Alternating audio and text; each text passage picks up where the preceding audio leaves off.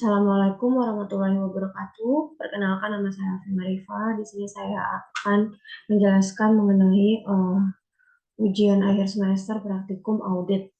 Eh, ini merupakan soal yang telah diberikan yang akan kita kerjakan menggunakan atlas. Nah, kemudian eh, ini pertama kita akan di beranda, di mana ini merupakan kertas kerja yang berisi informasi umum yang harus diisi oleh auditor untuk melakukan proses selanjutnya dalam aplikasi ini. Nah, pada kertas kerja ini itu ada 3 jenis isian, yaitu yang pertama ada identitas auditor, kemudian identitas klien, lalu ada informasi perikatan. Nah, untuk di identitas auditor ini uh, diisi secara manual, kecuali untuk yang susunan tim perikatan. Uh, Kemudian di sini tuh ada yang membedakan kalau misalnya tandanya adalah bintang 3 ini harus diisi secara manual. Kemudian untuk yang bintang 1 ini nanti akan terisi secara otomatis. Lalu untuk yang bintang 2 ini merupakan sebuah pilihan. Lalu berdasarkan soal yang ada, ini di beranda ini untuk ada di identitas perusahaan ya. Ini ada di informasi penugasan atau di informasi umum. Nih, di identitas auditor di sini bahwa ada nama kantor akuntan publik itu adalah KAP Uwais Alkorni dan rekan. Kemudian untuk nama akuntan publik adalah Uwais Alkorni. Uh, di sini nanti akan terisi secara otomatis setelah data nanti akan kita isi. Kemudian di sini nama kliennya adalah PT Aset Masa Depan. Untuk alamat kliennya adalah PT alamatnya di Jakarta, kemudian ini untuk nomor teleponnya, ini nomor NPWP perusahaannya. Kemudian di sini yang bintang 2 ada pilihan, di sini merupakan perusahaan yang bergerak di bidang sektor perdagangan dan jasa. Untuk status kepemilikan kliennya merupakan milik swasta non go public. Kemudian di sini ada informasi perikatan, tahun bukunya adalah tanggal 1 Januari sampai 31 Desember 2018. Kemudian untuk tipe perikatannya adalah perikatan tahun pertama. Kemudian di sini jenis perikatannya merupakan audit atas laporan keuangan. Kemudian untuk standar auditnya di sini ada standar profesional akuntan publik.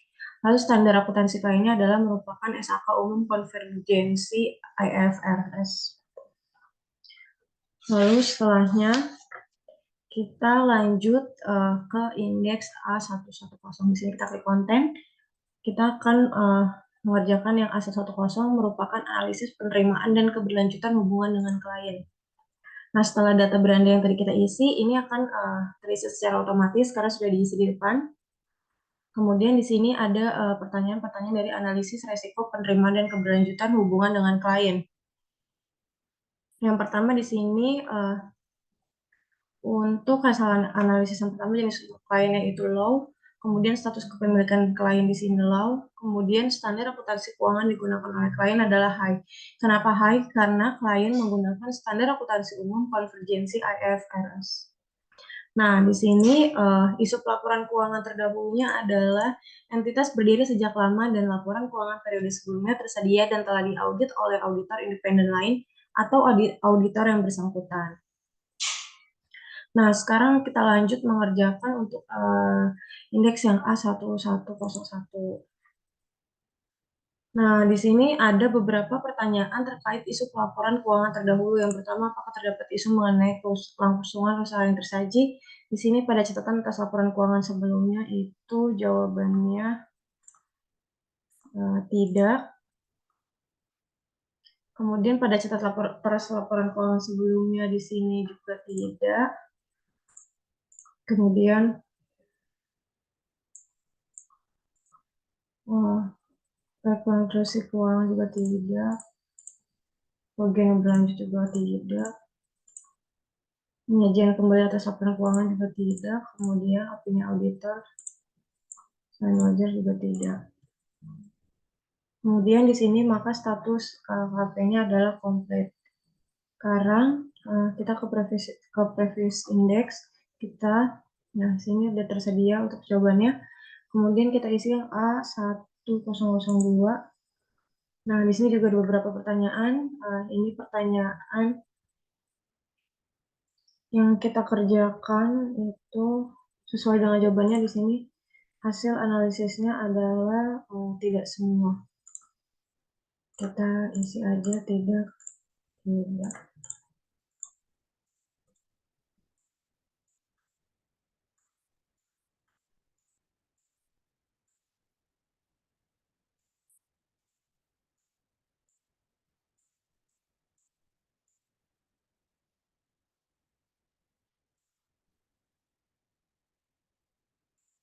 Sekarang kita ke A101.1. Di sini juga ada beberapa pertanyaan yang mengenai perusahaannya bergerak di bidang politik, pemerintahan dengan kepresidenan, atau dan lain-lainnya. Ini semua juga jawabannya tidak.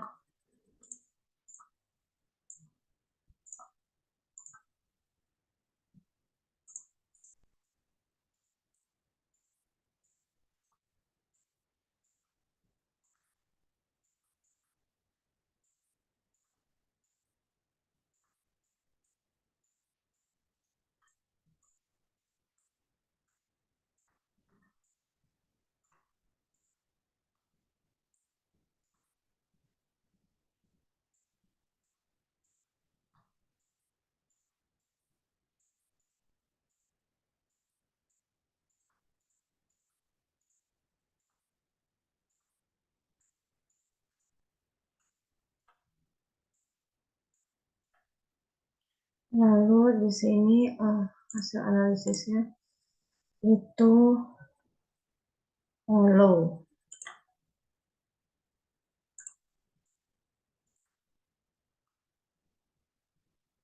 Selanjutnya kita ke previous index, kita isi yang A1003.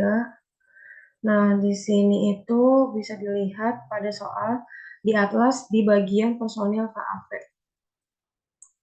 Ini untuk nama-nama pegawai yang ada di KAP tersebut. Ini bisa nanti tinggal di copy paste aja untuk nama serta jabatannya. Kemudian di sini ada analisis kompetensi personil KAP terkait dengan rencana perikatan. Nah, di sini kompetensi bisa diisi di pengalaman bidang audit yang di tahun, berapa tahun dia sudah bekerja, memiliki pengalaman di bidang audit. Ini juga tinggal di copy paste aja. Kemudian di sini di soal dijelaskan bahwa Amora dan Gagas memiliki batasan waktu karena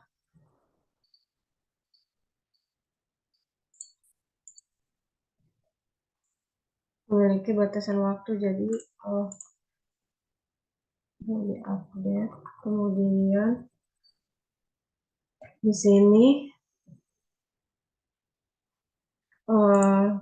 Gagas pernah ada cuti, kemudian Amora juga ada izin untuk belajar. Lalu istilah lainnya tidak dijawab tidak karena tidak ada izin cuti atau yang lainnya. Kemudian di sini bisa jadi si Amor dan Gagas jadi ada batasan waktu.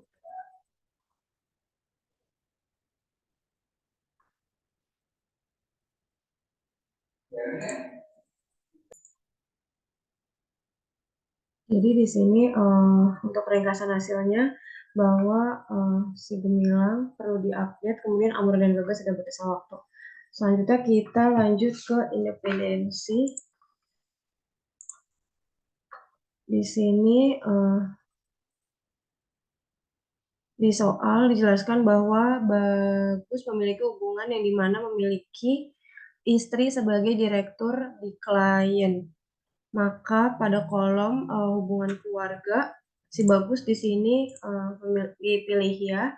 Lalu kemudian untuk si Nirmala memiliki hubungan khusus dengan klien, maka si Nirmala dengan punya hubungan khusus dengan klien, itu jawabannya iya. Lalu untuk isinya, jadi yang lainnya itu tidak. Lalu kemudian ini untuk ringkasan kompetensi, ketersediaan waktu, dan independensi personel KP. Di sini maka yang terpilih adalah si Wais, Halid, kemudian Atala, dan Wahyudi. Nah, terus ini ada inisial namanya itu berdasarkan yang ada di soal. Lalu kemudian ada peran dalam tim. Di sini UI sebagai partner, kemudian Halid sebagai manajer, kemudian si Atala sebagai ketua tim, dan si Wahyudi sebagai anggota tim. Lalu kemudian di sini kita isi penjelasannya bahwa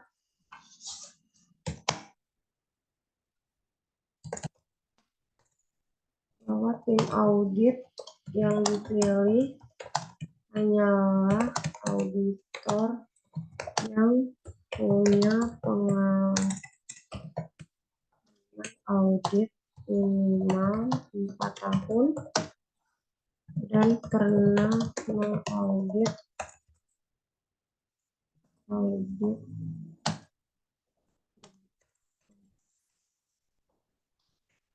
di bidang yang sama. Kedua,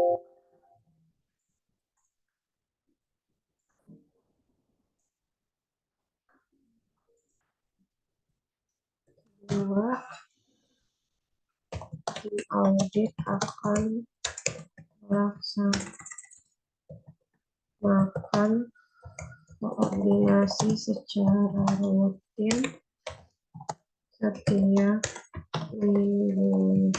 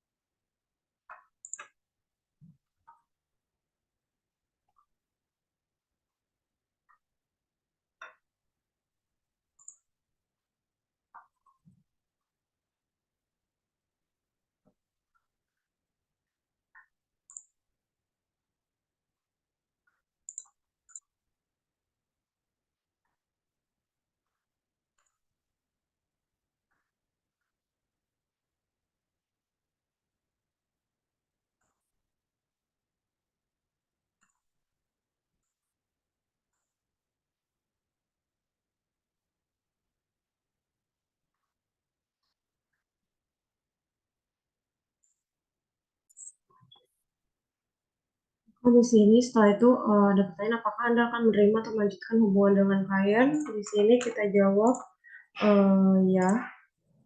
Kemudian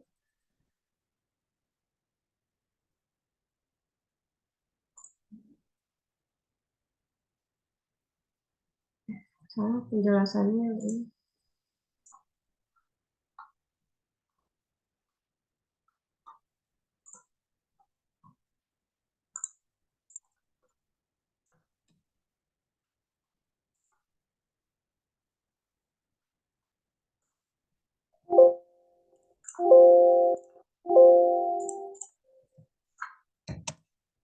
Penjelasannya yang tadi sudah dijelaskan harusnya diisi di sini.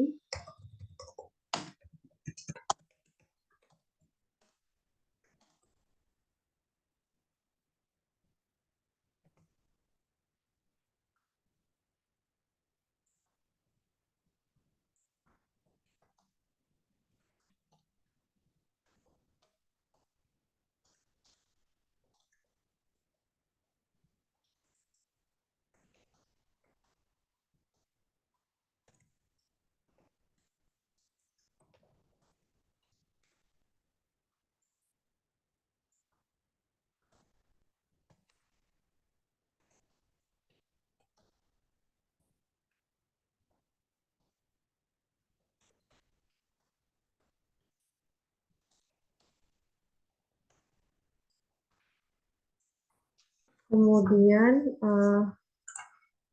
di sini maka status KKP-nya akan komplit. Sekarang kita lanjut ke pengisian ke A120 di alokasi jam jasa dan perencanaan lainnya.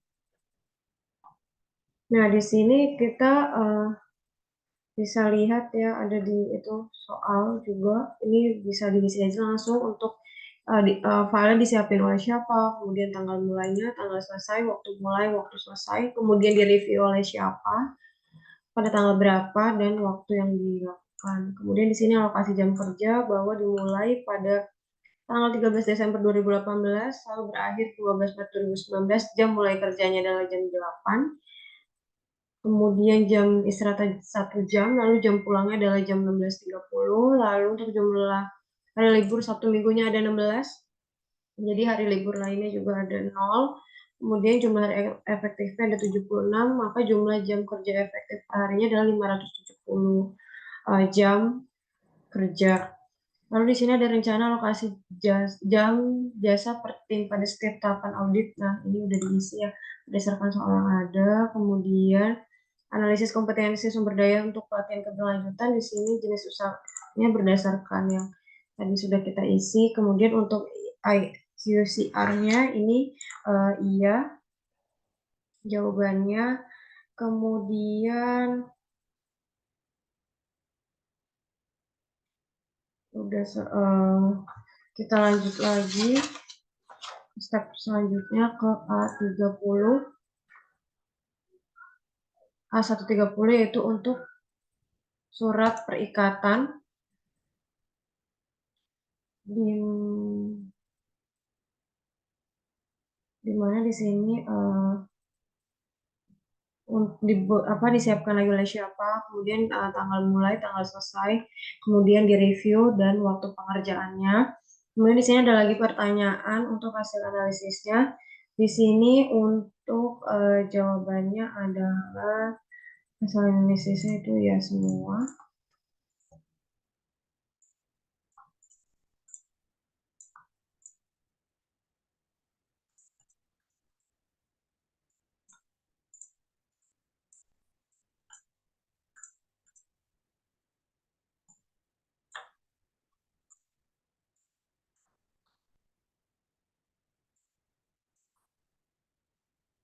Lalu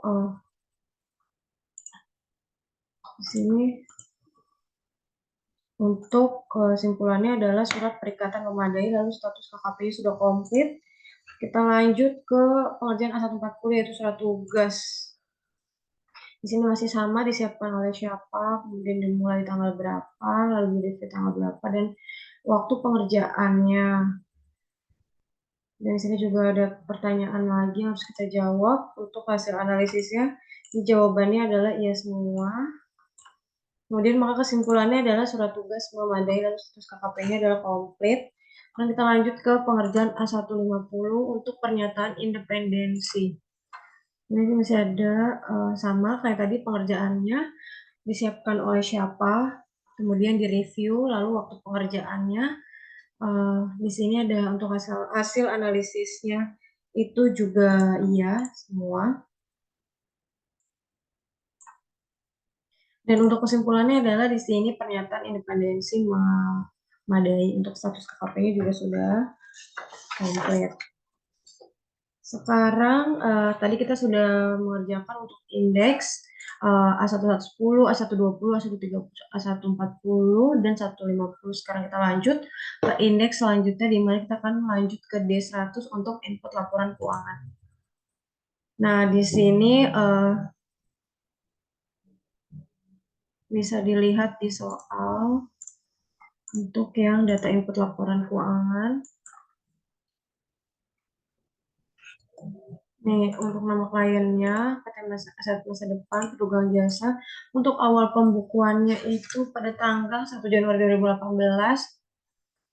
Kemudian periode interim berjalan 31 Desember 2018. Perbandingannya 31 Desember 2017. Lalu standar akuntansi yang digunakan SAKFRS, IFRS, kemudian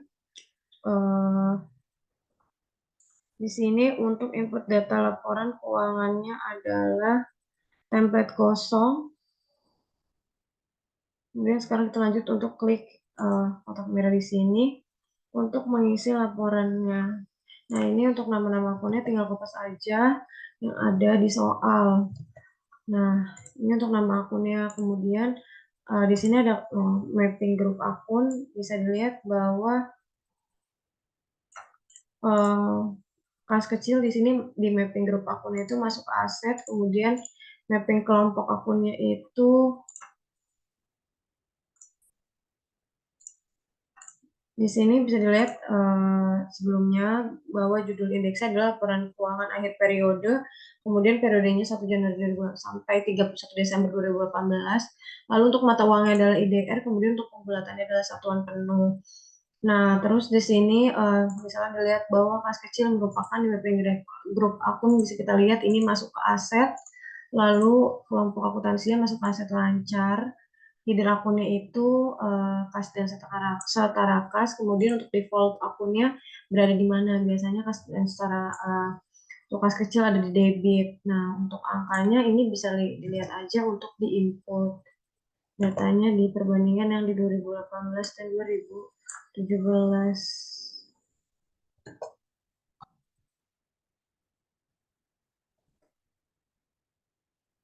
Terus untuk di ini bisa kita masukin angka yang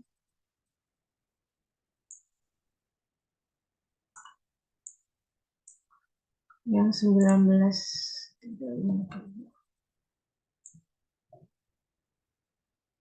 Kemudian juga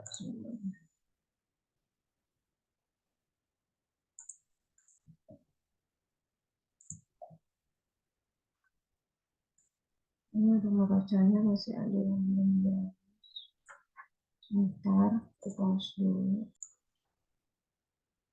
Nah, untuk di laporan keuangannya ini, di sini untuk cek EBT dan cek neracanya ini udah balance. Jadi untuk laporan keuangannya harus balance ya. Kemudian sekarang kita lanjut ke indeks C100. C1110, sama di sini pengerjaannya untuk disiapkan oleh siapa, direview oleh siapa. Lalu kemudian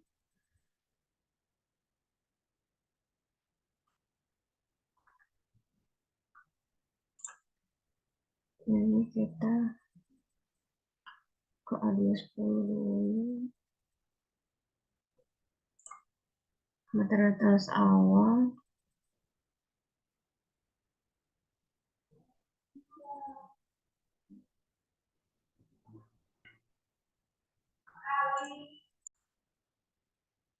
Kenapa di sini statusnya masih status incomplete itu karena kesimpulannya belum diisi. Sekarang kita isi di sini menjadi tidak signifikan.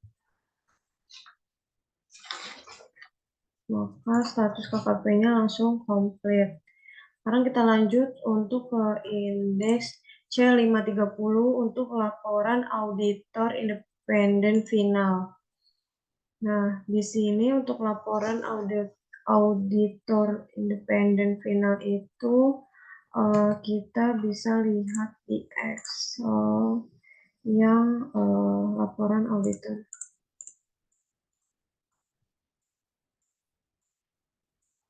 Di sini kita bisa isi bahwa di sini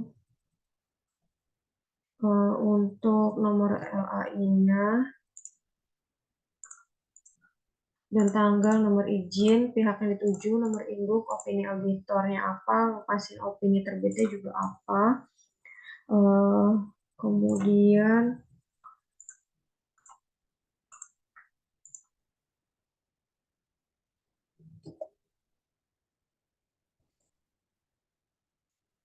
di sini